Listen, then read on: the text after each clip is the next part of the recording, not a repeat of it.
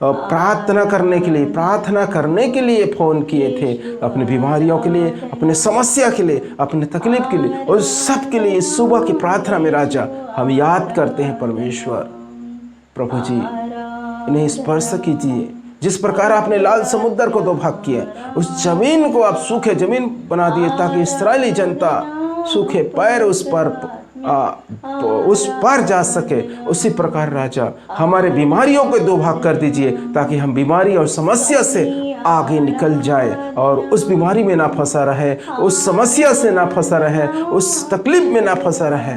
प्रभु इस तकलीफ और दुख से हम आगे निकल जाएं। प्रभु ईश्वर ऐसे हमें सामर्थ्य दीजिए, ऐसे हमें बुद्धि दीजिए, ऐसे हमें ज्ञान दीजिए, वो धैर्य दीजिए ताकि आप में बने रहे। प्रभु मैं प्रार्थना करता हूँ राजा इस चैनल से जुड़े हुए हर एक व्यक्तियों के लिए परमेश्वर उनके जीवन में, उसके जीवन में कार्य कीजिए, उसके सफलता के लिए कार्य कीजिए, उनके तकलीफ में कार्य कीजिए, उनके बीमारियों को छुटकारा दीजिए। राजा आप राजाओं का राजा है। प्रभु धन्यवाद, सारी युगों के मालिक धन्यवाद। हम आपकी स्तुति महिमा आराधना करते हैं। प्रभु आप एकमात्र ईश्वर हैं, आपके छोड़ और कोई ईश्वर नहीं।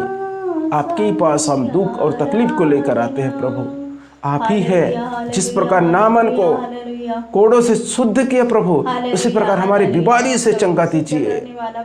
प्रभु जी जिस प्रकार 38 साल के अर्धांग रोगी गोलगत्ता कुंड के पास पड़ा था और वो चल फिर नहीं सकता था, उसके कोई नहीं था कि उस कुंड में उतारे उसे।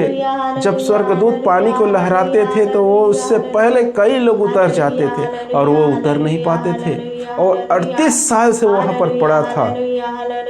लेकिन आपने उसे देखा, आपने उस पर दया किया, आपने उस पर करुणा किया और आपने पूछा कि भाई आप क्या चाहते हैं। उसने कहा कि मेरे कोई भी नहीं है जो पानी लहराते ही मुझे कुंड में उतारे, मेरे से पहले कोई दूसरा चले जाते हैं और अच्छे हो जाते हैं। प्रभु ने कहा उसी क्षण उस पर तरस आकर उस पर दया किया।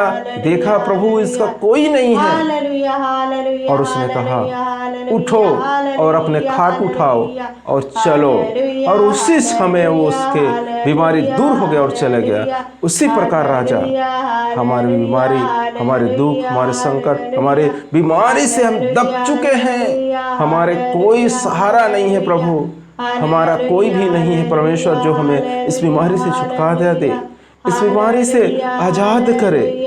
हम परेशानी में हैं, दुख में हैं, तकलीफ में हैं। करुणामय सागर प्रभु यीशु मसीह हमारे दुख को देखिए, हमारी अवस्था को देखिए, हम पर तरस खाइए। जिस प्रकार 38 साल के उस रोगी पर तरस खाया, उसी प्रकार हम पर भी तरस खाइए प्रभु और हमें चंगा दीजिए।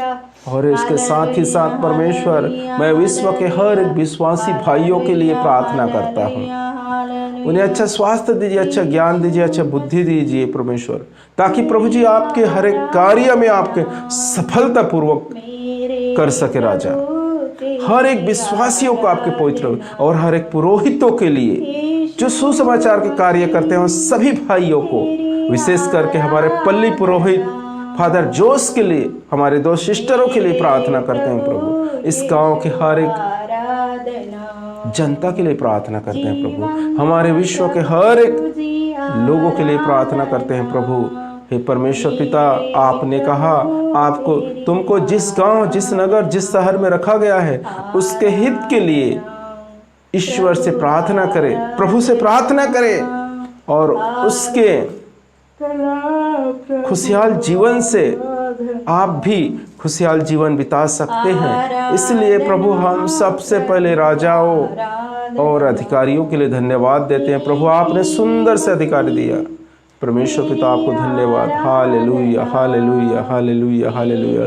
मैं प्रार्थना करता हूँ परमेश्वर, मैं जानता हूँ राजा आप राजाओं का राजा है, आप प्रभु का प्रभु है, आप स्वर्गीय पिता है, धन्यवाद। आप सर्वव्यापी है राजा, धन्यवाद। आप प्रेमी और दयालु पिता, आपको धन्यवाद देते हैं, आपकी स्तुति महिमा आराधना करते हैं प्रभु।